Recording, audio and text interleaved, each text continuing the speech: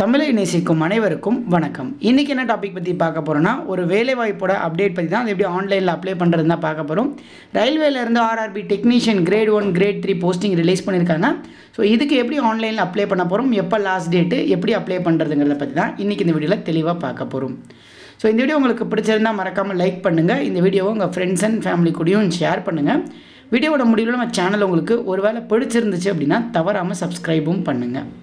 ஆர்ஆர்பியோட technician notification release பண்ணியிருக்காங்க. Great 1 grade 3 போஸ்டிங்கை 2/10/2024 16/10/2024 வரைக்கும் last date கொடுத்துருக்காங்க. நீங்கள் அதுக்குள்ளே ஆன்லைனில் அப்ளை பண்ணலாம். இப்போ அப்ளை பண்ணுறதுக்கு பார்த்தீங்கன்னா இதற்கான டீட்டெயில்ஸ் எல்லாமே இந்த இடத்துல கொடுத்துருப்பாங்க. ஃபஸ்ட்டு இந்த இடத்துல பாருங்கள், click here link to apply technician grade 3 அப்படின்னு இருக்கு இல்லையா. ஸோ இந்த லிங்க்கை கிளிக் பண்ணிங்க அப்படின்னா உங்களுக்கு ஒரு எக்ஸ்டர்னல் வெப்சைட் ஓப்பன் ஆகும். இதில் நீங்கள் அக்கௌண்ட்டை க்ரியேட் பண்ணுறதா இருந்தாலும் சரி, இல்லை ஆன்லைனில் அப்ளை பண்ணுறதா இருந்தாலும் சரி பண்ணிக்கலாம். ஸோ இதான் பார்த்தீங்கன்னா அந்த வெப்சைட்டு. இதுக்குள்ளே போகிறதுக்கு முன்னாடி ஒரு முக்கியமான 2 இம்பார்ட்டண்ட் இன்ஃபர்மேஷன்ஸ் எல்லாம் கொடுத்துருக்காங்க பாருங்கள். ஸோ அட்டென்ஷன் டு கேண்டிடேட்ஸ் அப்படின்னு சொல்லிட்டு. ஸோ நார்மல் விண்டோ வந்து பீரியட் ஆஃப் 15 டேஸ், அதாவது 15 நாளைக்கு இந்த ஆன்லைனில் அப்ளை பண்ணுறது ஓப்பன் ஆகிருக்கும் அப்படின்னு சொல்லியிருக்காங்க இந்த ஃபெசிலிட்டியை பொறுத்தளவுக்கு. ஸோ இதுக்கு முன்னாடி நீங்கள் ஆல்ரெடி இந்த நோட்டிஃபிகேஷன் ஒரு தடவை ரிலீஸ் பண்ணியிருந்தாங்க. அந்த டைமில் அப்ளிகேஷன் சப்மிட் பண்ணியிருந்தீங்கன்னா இப்போ தற்பொழுது திருப்பி அப்ளை பண்ண தேவையில்லை அப்படின்னு சொல்லியிருக்காங்க. ஸோ அதே மாதிரி நீங்கள் அப்ளிகேஷனில் ஏதாவது தப்பு பண்ணிட்டீங்கன்னா 17ஆம் தேதியிலேருந்து 21ஆம் தேதி வரைக்கும் நீங்கள் கரெக்ஷனும் பண்ணிக்கலாம் அப்படின்னு சொல்லியிருக்காங்க. அந்த டைமில் உங்களுக்கான கரெக்ஷன்ஸை நீங்கள் பண்ணிக்கோங்க. அதே மாதிரி இன்னொரு கைட்லைன்ஸும் கொடுத்துருக்காங்க பாருங்கள். இதில் டூ டோன்ட்ஸ் இருக்குங்க. இதில் பார்த்தீங்க அப்படின்னா உங்களோட ரீசன்ட் கலர் ஃபோட்டோகிராஃப் தான் அப்லோட் பண்ணணும், பாஸ்போர்ட் சைஸ் ஃபோட்டோவாக இருக்கணும், அதே மாதிரி ஃபோட்டோவில் உங்கள் ஹெட்டெல்லாம் கவர் ஆகக்கூடாது, மாதிரி பேசிக் டீட்டெயில்ஸ் எல்லாம் கொடுத்துருக்காங்க. இதை நீங்கள் ஒரு தடவை செக் பண்ணிக்கோங்க. நீங்கள் ஃபோட்டோவை அப்லோட் பண்ணுறப்ப இந்த இன்ஸ்ட்ரக்ஷன்ஸ் எல்லாம் ஃபாலோ பண்ணி தான் அப்ளை பண்ணணும். இந்த விதிமுறைகளுக்கு மீறி நீங்கள் அப்ளை பண்ணியிருந்தீங்கன்னா உங்களோட அப்ளிகேஷன் ரிஜெக்ட் ஆக வாய்ப்பு இருக்குது. இப்போ அப்ளை பண்ணுறதுக்கு இந்த இடத்துல அப்ளை அப்படின்னு ஒரு ஆப்ஷன் இருக்கும். இது ஆல்ரெடி நீங்கள் அக்கௌண்ட் க்ரியேட் பண்ணியிருந்தீங்கன்னா நீங்கள் இந்த க்ரியேட் அன் அக்கௌண்ட்டை கிளிக் பண்ணாமல் ஆல்ரெடி ஹேவ் அன் அக்கௌண்ட்டை கொடுத்துக்கோங்க. கீழே டிஸ்கிரிப்ஷனில் அக்கௌண்ட் எப்படி க்ரியேட் பண்ணுறது அப்படிங்கிறத பற்றி தனியாகவே வீடியோ போட்டிருக்கோம். இந்த ரயில்வேக்கு பார்த்திங்கன்னா எஸ்எஸ்சி மாதிரியே ஒரு one time registration, one time account create பண்ணணும். அந்த அக்கௌண்ட்டை கீழே இருக்க லிங்க்கை யூஸ் பண்ணி டச் பண்ணி செக் பண்ணி அதை பார்த்து க்ரியேட் பண்ணிவிட்டு அதுக்கப்புறம் இந்த ஆல்ரெடி ஹேவ் அன் அக்கௌண்ட்டை வந்து கொடுத்துக்கோங்க. கொடுத்தீங்கன்னா உங்களோட மெயில் ஐடி அதுக்கப்புறம் பாஸ்வேர்டு கேட்டிருப்பாங்க. ஸோ ரெண்டையும் கரெக்டாக கொடுத்துட்டு கீழே பார்த்தீங்கன்னா ஒரு கேப்சா கோடு இருக்கு இல்லையா, அதையும் கொடுத்து லாகின் ஆப்ஷனை கிளிக் பண்ணுங்கள்.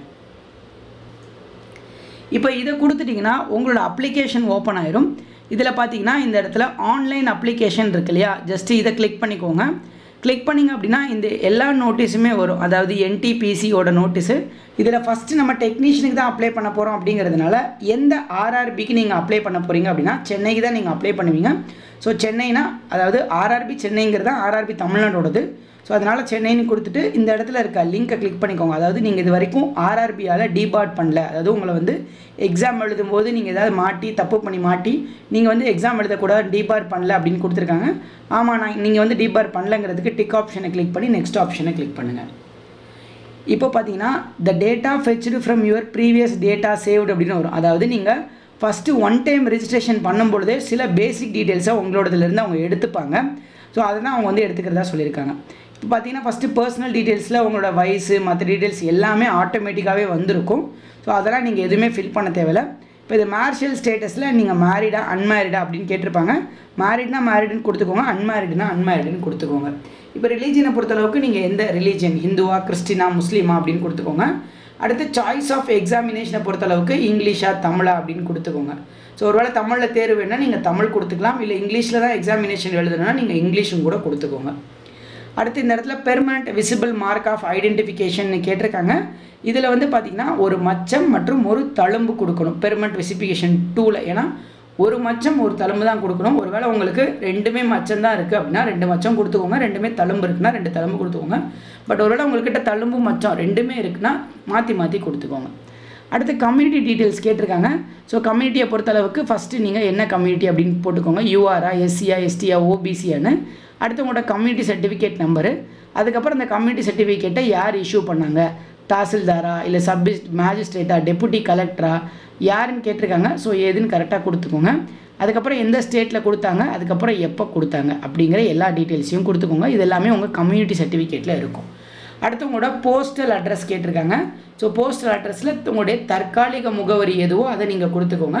அடுத்து பெர்மனண்ட் அட்ரஸில் உங்களோட நிரந்தர முகவரி எதுவோ அதை கொடுத்துக்கோங்க.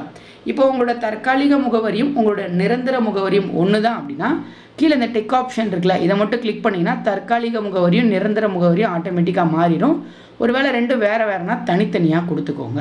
இப்போ இதெல்லாம் கொடுத்துட்டு நெக்ஸ்ட் ஆப்ஷனை கிளிக் பண்ணிக்கோங்க. இப்போ பார்த்தீங்கன்னா பர்சனல் டேட்டாஸ் வந்து சேவ் ஆகிடுச்சு அப்படின்னு சொல்லியிருப்பாங்க. அடுத்து பாருங்கள், நீங்கள் வந்து எக்ஸ் சர்வீஸ் மேனான்னு கேட்டிருக்காங்க. எக்ஸ் சர்வீஸ் மேனாக இருந்தால் எஸ்ன்னும். அடுத்து நீங்கள் திவாங் கேண்டிடேட்ஸ் அதாவது மாற்றுத்திறனாளியான்னு கேட்டிருக்காங்க. மாற்றுத்திறனாளி சகோதரர்கள் எஸ் கொடுத்து எத்தனை பர்சன்டேஜ் டிசபிலிட்டி சர்டிஃபிகேட் டீட்டெயில்ஸ்லாம் கொடுத்துக்கோங்க. அடுத்து நீங்கள் EBC certificate economically backward class அப்படின்னு கேட்டிருக்காங்க. இருந்தால் எஸ் இல்லை நோ கொடுங்க. அதே மாதிரி நீங்கள் வந்து ரயில்வே அப்ளிகண்ட்டாக ஆல்ரெடி ரயில்வேல ஒர்க் பண்ணுறீங்களான்னு கேட்டிருக்காங்க. இருந்தால் கொடுத்துக்கோங்க. அடுத்து நீங்கள் வந்து ரயில்வே இல்லை வேறு ஏதாவது ஆர்கனைசேஷனில் கரண்ட்டாக ஒர்க் பண்ணுறீங்களான்னு கேட்டிருக்காங்க. அதாவது சென்ட்ரல் கவர்மெண்ட்லேயோ ஸ்டேட் கவர்மெண்ட்லேயோ அதெல்லாம் எதுவும் இல்லைன்னா நாட் அப்ளிகபிள்னு கொடுத்துட்டு details of course completed act apprenticeship அப்படின்னு கேட்டிருக்காங்க. ஸோ நீங்கள் ஒருவேளை ஐடிஐ முடிச்சுட்டு ஆக்ட் அப்ரெண்டிஷிப் முடிச்சிருந்தா எஸ் கொடுத்துட்டு ஸோ என்ன ட்ரேடில் நீங்கள் ஆக்ட் அப்ரெண்டிஷிப் முடிச்சிங்க, இப்போ எலக்ட்ரானிக்ஸ் மெக்கானிக்கோ ஃபிட்டர் ட்ரேட்லேயோ முடிச்சிருந்தீங்கன்னா எப்போ இருந்து எப்போ வரைக்கும் ஆக்ட் அப்ரெண்டிஷிப் பண்ணிங்க, உங்களோட ட்ரைனிங் டீட்டெயில்ஸ் இந்த இடத்துல வந்துடும். உங்களோட ஆக்ட் அப்ரெண்டிஷிப் சர்டிஃபிகேட் நம்பர் கொடுத்துக்கோங்க. அதே மாதிரி சர்டிஃபிகேட் டேட்டும் கொடுத்துக்கோங்க. ஸோ அதுக்கப்புறம் உங்களோட பேங்க் டீட்டெயில்ஸ் கேட்டிருப்பாங்க. பேங்க் டீட்டெயில்ஸை பொறுத்தளவுக்கு உங்கள் பேங்க்கோட நேம் அதாவது உங்கள் அக்கௌண்ட் ஹோல்டரோட நேம், உங்கள் பேர், இந்த இடத்துல உங்கள் அக்கௌண்ட் நம்பரு, உங்களோட அக்கௌண்ட் நம்பர் தாங்க போடணும். உங்களோட அக்கௌண்ட் நம்பரை திருப்பி கன்ஃபார்ம் பண்ணிக்கோங்க. அடுத்து ஐஎஃப்எஸ்சி கோடு, பேங்க் பாஸ்புக்லேயே ஐஎஃப்எஸ்சி கோடு இருக்கும், அதை பார்த்து எழுதிக்கோங்க. அதுக்கப்புறம் நேம் ஆஃப் த பேங்க், எந்த பேங்க்கு, அந்த பேங்க்கோட அட்ரஸ், இதெல்லாமே அதாவது நீங்கள் ஐஎஃப்எஸ்சி கோடை கரெக்டாக கொடுத்துட்டு இப்போ பாருங்கள் ஐஎஃப்எஸ்சி கோடை மாற்றி கொடுத்தீங்கன்னா ஆட்டோமேட்டிக்காக அட்ரஸ் மாறும். ஐஎஃப்எஸ்சி கோடை கரெக்டாக கொடுத்து கன்ஃபார்ம்னு கொடுத்துட்டிங்கனாலே பேங்க்கோட நேமும் அட்ரஸும் வந்துடும். ஸோ எல்லாமே கரெக்டாக அப்படின்னு பார்த்துட்டு சேவ் கொடுத்துட்டு நெக்ஸ்ட் ஆப்ஷனை கிளிக் பண்ணுங்கள். இப்போ எஜுகேஷ்னல் குவாலிஃபிகேஷன் கொடுக்கணும். இப்போ ஃபஸ்ட்டு நான் 10th டீட்டெயில்ஸ் ஆல்ரெடி கொடுத்ததுனால அது சேவ் ஆயிடுச்சு. 10th அப்புறம் நீங்கள் என்ன படிச்சிருக்கீங்க அப்படின்னு கேட்டிருக்காங்க. இப்போது 12th முடிச்சிருந்தா 12th, ஐடிஐ முடிச்சிருந்தா ஐடிஐ, நேக் முடிச்சிருந்தா நேக் எல்லாமே கொடுத்துக்கலாம். ஸோ ஒருவேளை இப்போ நீங்கள் ஐடிஐ முடிச்சிருந்தீங்கன்னா ஐடிஐ கொடுத்து ஐடிஐயில் என்ன ட்ரேடு, ஃபிட்டரா, எலக்ட்ரிஷியன் மெக்கானிக்கா, ட்ரெஸ் மேக்கிங்கா, சிஎன்சி ப்ரோக்ராம் கம் ஆப்ரேட்டரான்னு பார்த்து கேட்டிருக்காங்க. ஸோ ஐடிஐயில் நீங்கள் என்ன ட்ரேட் முடிச்சிருந்தாலும் அதை கொடுத்துக்கோங்க. அதுக்கப்புறம் ஸ்டேட் கொடுத்துக்கோங்க, ஐடிஐ எந்த ஸ்டேட்டில் முடிச்சிங்க, எந்த டிஸ்ட்ரிக்டில் படிச்சிங்க அப்படின்னு கொடுத்துக்கோங்க. அடுத்து நேம் ஆஃப் த இன்ஸ்டியூட், எந்த இன்ஸ்டியூட்டில் படிச்சிங்க அப்படின்னு கேட்டிருக்காங்க. ஸோ அதுக்கப்புறம் பார்த்தீங்கன்னா எந்த இன்ஸ்டியூட்டுன்னு கொடுத்துக்கோங்க. அதுக்கப்புறம் பாருங்கள் டேட் ஆஃப் பாஸிங் கேட்டிருக்காங்க, எந்த வருஷம் பாஸ் பண்ணிங்க, சர்டிஃபிகேட் வந்து என்சிவிடியில் கொடுத்தாங்களா இல்லை எஸ்சிவிடியில் கொடுத்தாங்களா அப்படின்னு கொடுக்கணும். ஸோ இதை வந்து உங்களோட ஐடிஐ சர்டிஃபிகேட் எடுத்து பார்த்தீங்கன்னா மட்டும்தான் தெரியும். கரெக்டாக பார்த்துட்டு சர்டிஃபிகேட் டைப் வந்து என்ன சர்டிஃபிகேட்டுங்கிறதையும் தெளிவாக கொடுத்துக்கோங்க. இப்போ கரெக்டாக கொடுத்துட்டு இந்த ஆட் ஆப்ஷனை கிளிக் பண்ணிக்கோங்க. ஸோ கிளிக் பண்ணிவிட்டு இதுக்கு மேலே நீங்கள் ஏதாவது படிச்சிருக்கீங்கன்னா அதோட டீட்டெயில்ஸ் கொடுங்க. அப்படி இல்லைனா நெக்ஸ்ட் ஆப்ஷனை கொடுத்துக்கோங்க. இப்போ இது கொடுத்ததுக்கப்புறம் உங்களோட ஃபோட்டோ அதுக்கப்புறம் அப்லோட் பண்ண வேண்டியது இருக்கும் அப்படின்னு சொல்கிறாங்க. இதை கீழே ஸ்க்ரால் பண்ணிகிட்டே வந்தீங்க அப்படின்னா இந்த இடத்துல ஒரு செக் பாக்ஸ் இருக்கும், அதை கொடுத்துட்டு ஓகே கொடுத்துக்கோங்க. கொடுத்தீங்க அப்படின்னா ஃபோட்டோ அண்ட் சிக்னேச்சர் வந்து லாஸ்ட்டாக அப்ளை பண்ணதுலேருந்து ஒருவேளை நீங்கள் அப்ளை பண்ணியிருந்தீங்கன்னா வந்திருக்கும். ஸோ அதை தான் சொல்லுவாங்க. அதுக்கு நீங்கள் வந்து ஃபோட்டோ அப்லோட் பண்ணுறதுக்கு இந்த மாதிரி ஒயிட் பேக்ரவுண்டில் உங்களோட ஃபோட்டோ அப்லோட் பண்ணணும். இந்த இடத்துல ஒரு ப்ரௌஸ் ஆப்ஷன் இருக்குல்ல, இதை கிளிக் பண்ணி நீங்கள் ஃபோட்டோ அப்லோட் பண்ணிக்கலாம். 30லேருந்து 70 கேபிக்குள்ளே அந்த ஃபோட்டோ இருக்கணும் அப்படின்னு சொல்லுவாங்க. அதே மாதிரி சிக்னேச்சரை பொறுத்தளவுக்கு அதே 30லேருந்து 70 கேபிக்குள்ளே இருக்கணும் அப்படின்னு சொல்லியிருக்காங்க. இந்த ப்ரௌஸ் ஆப்ஷனை கிளிக் பண்ணி நீங்கள் ஃபோட்டோவையோ இல்லை சிக்னேச்சரையோ டேரெக்டாக அப்லோட் பண்ணிக்கலாம் அப்படின்னும் சொல்லியிருக்காங்க. ஸோ கீழே டிஸ்கிரிப்ஷனில் ஃபோட்டோ எப்படி கன்வெர்ட் பண்ணுறது, சிக்னேச்சர் எப்படி கன்வெர்ட் பண்ணுறது அப்படின்றது ஆண்ட்ராய்டும் கொடுத்துருக்கேன், விண்டோஸ் லிங்க்கும் கொடுத்துருக்கேன். நீங்கள் அந்த லிங்க்கை கிளிக் பண்ணி இந்த வீடியோ பார்த்து ஈஸியாக ஒரு 2 நிமிஷத்தில் கன்வெர்ட் பண்ணிட்டு வந்து கூட அப்லோட் பண்ணிக்கோங்க. இப்போ அப்லோட் பண்ணதுக்கப்புறம் சேவ் கொடுத்துட்டு நெக்ஸ்ட் ஆப்ஷனை கொடுத்துக்கோங்க. இப்போ நீங்கள் எந்த ஜோனுக்கு அப்ளை பண்ண போகிறீங்க, என்ன போஸ்டிங்ஸ்க்கு அப்ளை பண்ண போகிறீங்க அப்படின்னு கேட்டிருப்பாங்க. ஸோ முடிஞ்ச அளவுக்கு ஐசிஎஃப் பிக் பண்ணுங்கள். எனக்கு பர்சனலாக ஐசிஎஃப் ரொம்ப பிடிக்கும். ஸோ அதனால் நான் ஐசிஎஃப் சூஸ் பண்ணுறேன். உங்களுக்கு ஒரு வேளை ஐசிஎஃப் தேவையில்லை, வேறு ஏதாவது தேவைன்னா நீங்கள் அதை கூட கொடுத்துக்கோங்க. ஸோ ஆர்டரை நீங்கள் கரெக்டாக அந்த மாதிரி உங்களுக்கு எது வேணுமோ அதை சூஸ் பண்ணிக்கலாம். இப்போ பார்த்தீங்கன்னா இது 4 தான் எனக்கு வேணும், இல்லை இது 3ல் மட்டும்தான் எனக்கு ப்ரிஃபரன்ஸ் வேணும்னா இதை மட்டும் கொடுத்துட்டு இந்த செக் பாக்ஸை கிளிக் பண்ணிங்கன்னா போதும்.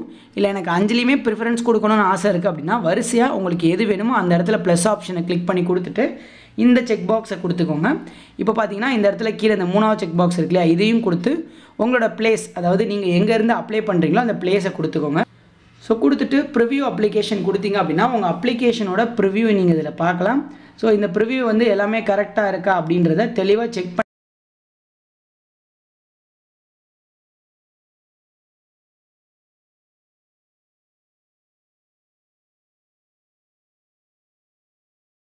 இந்த SBI இபே மூலமாக நீங்கள் பே பண்ணலாம். ஸோ இந்த SBI இபே கிளிக் பண்ணிவிட்டு இந்த டேர்ம்ஸ் அண்ட் கண்டிஷனுக்கு அக்ரி பண்ணிவிட்டு ப்ரொசீட் ஆப்ஷனை கிளிக் பண்ணுங்கள். ஸோ கிளிக் பண்ணிங்கன்னா டேரெக்டாக நீங்கள் உள்ளே போயிடுவீங்க. போனதுக்கப்புறம் இந்த SBI இபே மூலமாக உங்களோட பில்லிங் அட்ரஸ் அந்த டீட்டெயில்ஸ் எல்லாம் ஆட்டோமேட்டிக்காக வந்திருக்கும். ஸோ இதில் வந்து பார்த்தீங்கன்னா ஃபஸ்ட்டு கார்டில் டெபிட் கார்டு, இன்டர்நெட் பேங்கிங் இல்லைனா பேடிஎம் இதன் மூலமாகவும் இந்த பேமெண்ட்டை நீங்கள் கம்ப்ளீட் பண்ணலாம். ஸோ பேமெண்ட்டை நீங்கள் கம்ப்ளீட் பண்ணிடுங்க. ஸோ பேமெண்ட் ப்ராப்பராக கம்ப்ளீட் ஆகிடுச்சுன்னா பேமெண்ட் ரிசிப்ட் டீட்டெயில்ஸ் வந்திருக்கும், பேமெண்ட் சக்ஸஸ்ஃபுல்னு வந்திருக்கும். ஸோ இந்த ரிசிப்ட் டீட்டெயில்ஸை வேணும்னா நீங்கள் அப்படியே டேரெக்டாக பிரிண்ட் அப்படின்னு ஆப்ஷனை கொடுத்து சேவ் பண்ணி வச்சுக்கலாம் உங்களோட ஃபியூச்சர் ரெஃபரன்ஸ்க்காக. இப்போ பின்னாடி போகணும் அப்படின்னு நினச்சிங்கன்னா இந்த பேக் ஆப்ஷனை கிளிக் பண்ணிக்கோங்க. பேக் ஆப்ஷனை கிளிக் பண்ணிங்கன்னா உங்களோட அப்ளிகேஷன் ஹிஸ்ட்ரி இருக்கும், அதாவது அப்படிங்கிற டீட்டெயில்ஸு உங்கள் அப்ளிகேஷன்லாம் வியூ பண்ணலாம். அதே மாதிரி இந்த இடத்துல பாருங்கள் வியூ அப்ளிகேஷன் இருக்குல்ல, ஜஸ்ட் இந்த ஆப்ஷனை கிளிக் பண்ணிட்டீங்கன்னா உங்களோட அப்ளிகேஷன் பேஜ் வந்து வியூ ஆகிருக்கும். ஸோ இது எல்லாத்தையும் ஒரு தடவை ப்ராப்பராக செக் பண்ணிக்கோங்க நீங்கள் கொடுத்த டீட்டெயில்ஸ் எல்லாம் கரெக்டானு. ஸோ இதுக்கப்புறம் இந்த பிரிண்ட் அப்ளிகேஷனை கொடுத்து உங்கள் அப்ளிகேஷனையும் பிரிண்ட்டும் எடுத்து பத்திரமா வச்சுக்கோங்க. ஸோ இந்த மாதிரி தான் பார்த்தீங்கன்னா இந்த RRB டெக்னீஷியன் எக்ஸாமினேஷனுக்கு நீங்கள் அப்ளை பண்ணணும். இதை நீங்கள் அப்ளை பண்ணும் பொழுது உங்களுக்கு சந்தேகங்கள் வந்துச்சு அப்படின்னாலும் கமெண்ட்டில் கேளுங்க.